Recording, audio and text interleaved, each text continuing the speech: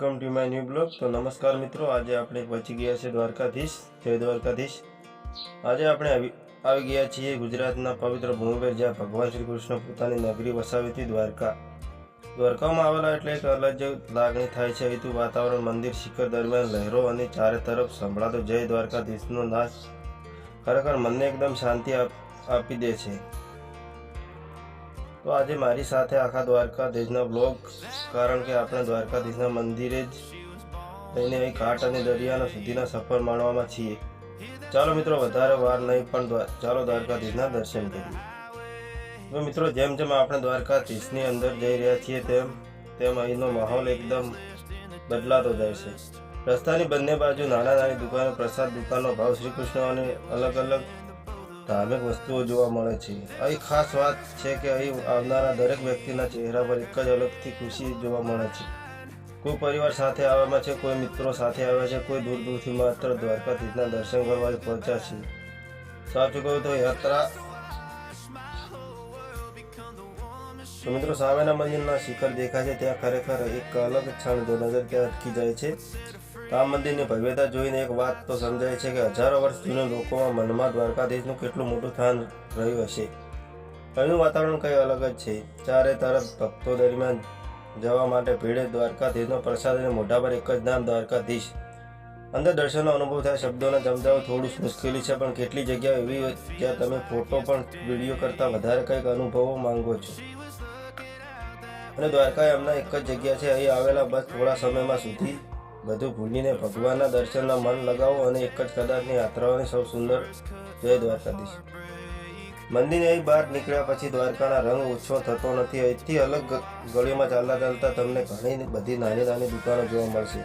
ક્યાંક પ્રસાદ મળે છે, ક્યાંક ભગવાનની મૂર્તિઓ, ક્યાંક દ્વારકાધીશની યાદગારી તરીકે જઈ શકાય તેવી વસ્તુઓ।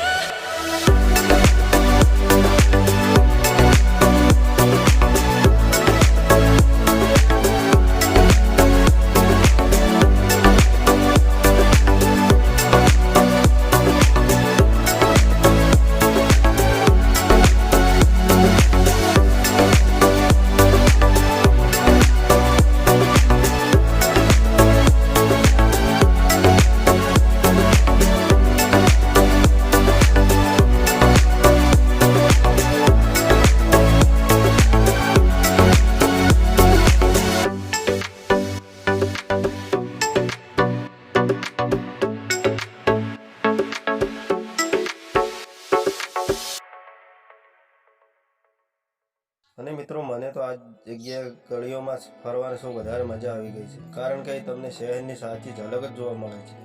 મંદિર તો આપણા જોયા લીધા, પણ હવે થોડુંક ફરવા જઈએ અને થોડુંક દ્વારકાધીશનો બીજો સુંદર નજારો કેવો છે। મિત્રો, આપણે આવી પહોંચ્યા છે ગોમતી ઘાટ દરિયા કિનારે। હવે મિત્રો, આપણે આવી ગયા છીએ દ્વારકાના એકદમ સુંદર ભાગમાં, જ્યાં પાણીનો ઘાટ અને ધાર્મિક વાતાવરણ એક સાથે જોવા મળે છે।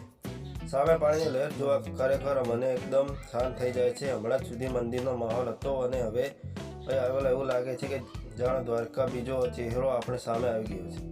હવે થોડી વાર બેસીને આસપાસની બધી દોડધામે દૂર થઈ જવામાં પાણીની લહેરો, અવાજ, આસપાસનું વાતાવરણ અને સામે દ્વારકાધીશની ભૂમિ છે.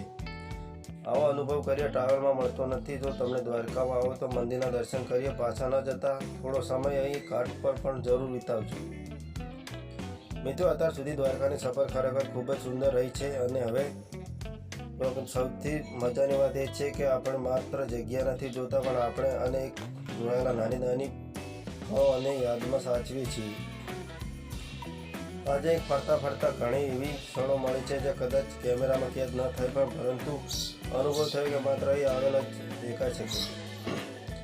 જો તમને પણ દ્વારકા આવવાનું વિચારતા હોય તો એક વાત ચોક્કસ, ઉતાવળા ફરવાના બદલે થોડો સમય લઈને ફરજો, મંદિરના દર્શન કરજો ઘાટ, પરંતુ સાચું કહું તો અહીંથી પાછા જવાનું મન થોડું લાગતું જ નથી. દ્વારકા એવી જગ્યા છે જ્યાંથી તમને માત્ર ફોટા લઈને પાછા નથી ફરતા. તમે સાથે લઈ જાઓ તો એક અનુભવ, એક શાંતિ અને ભગવાન દ્વારકાધીશના દર્શન યાદ. આજનો દિવસ મારા માટે ખરેખર યાદગાર રહ્યો છે મિત્રો, અને મને આશા છે કે તમે પણ આ વ્લોગ જોતા એવું લાગ્યું છે કે તમે પણ મારી સાથે દ્વારકાની કડીઓમાં ફર્યા. તો મિત્રો, આ હતી આપણે આજની દ્વારકાધીશની યાત્રા. જો તમને આ વ્લોગ ગમે હોય તો વિડીયો પર લાઈક કરજો અને ચેનલને સબસ્ક્રાઈબ કરી દેજો. કોમેન્ટ જરૂર જણાવજો કે દ્વારકામાં તમને સૌથી વધારે કઈ જગ્યા ગમી. આવા જ સુંદર યાત્રાઓ અને બ્લોગ સાથે ફરી મળીશું. ત્યાં સુધી જય શ્રી કૃષ્ણ, જય દ્વારકાધીશ, જય માતાજી. મિત્રો, ચેનલ પર ના હોય સબસ્ક્રાઈબ કરી દેજો. પાછા જવાનું મન થોડું લાગતું જ નથી. દ્વારકા એવી જગ્યા છે જ્યાંથી તમને માત્ર ફોટા લઈને પાછા નથી ફરતા. તમે સાથે લઈ જાઓ તો એક અનુભવ, એક શાંતિ અને ભગવાન દ્વારકાધીશના દર્શન યાદ. આજનો દિવસ મારા માટે ખરેખર યાદગાર રહ્યો છે મિત્રો, અને મને આશા છે કે તમે પણ આ વ્લોગ જોતા એવું લાગ્યું છે કે તમે પણ મારી સાથે દ્વારકાની કડીઓમાં ફર્યા.